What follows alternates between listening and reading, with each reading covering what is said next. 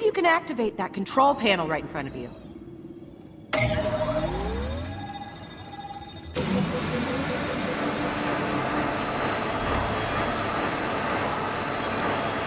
the buttons next to the arrows.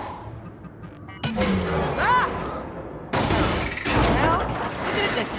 One less TIE fighter to worry about. Last night I got to jump in and play through episode 3 of Vader Immortal. This is the partnership between ILM X Lab and Lucasfilm and Oculus. It's a VR experience. What's crazy about this episodic experience is that I played the first one on the Oculus Quest, the second one on the Oculus Rift, and I've played this third episode and the conclusion on the Oculus Rift S. Nailed them! And by far, the Rift S is the primo experience. Everything is a lot more solid feeling and looking. The vistas and the visuals, you don't really see the barn door effects and stuff like that you get on the other Oculus experiences. They haven't been shabby on any of these platforms, by the way, but the Rift S is definitely up a notch, and it's another kind of level. It's like a really solid escape into this universe. Time for one final lesson.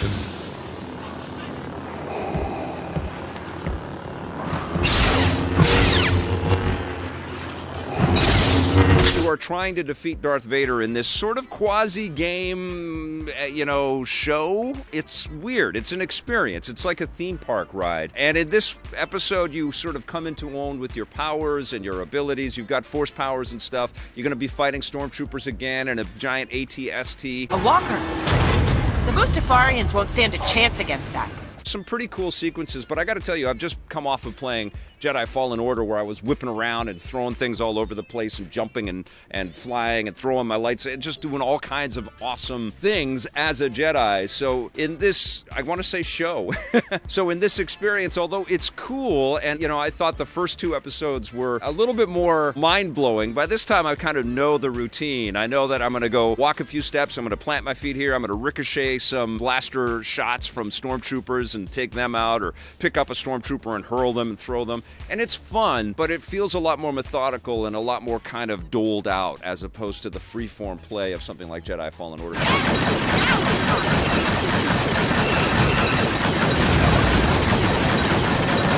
There's some pretty epic scenes and sequences, and it's still a magnificent experience to, come up against Darth Vader and have him raging on you and trying to, kill you with his lightsaber. I thought all that stuff was great, and I thought this ethereal, sort of magic-infused kind of concept for the story was cool. Vader is deliberately trying to steal the life essence of hapless individuals, and you understand why, and it's a nice conclusion, and it also tees up the possibility of more, like, Star Wars always does. And then you also get that lightsaber dojo sequence in there too, where everything is ramped up a little bit and becomes a little bit more tougher. There's definitely an expectation that you've been playing through the dojos and you've got these moves down, and you can take out all of the hovering training droids, and you can take out all the stormtroopers that are going to come at you and all the stuff that's going to be flying at you.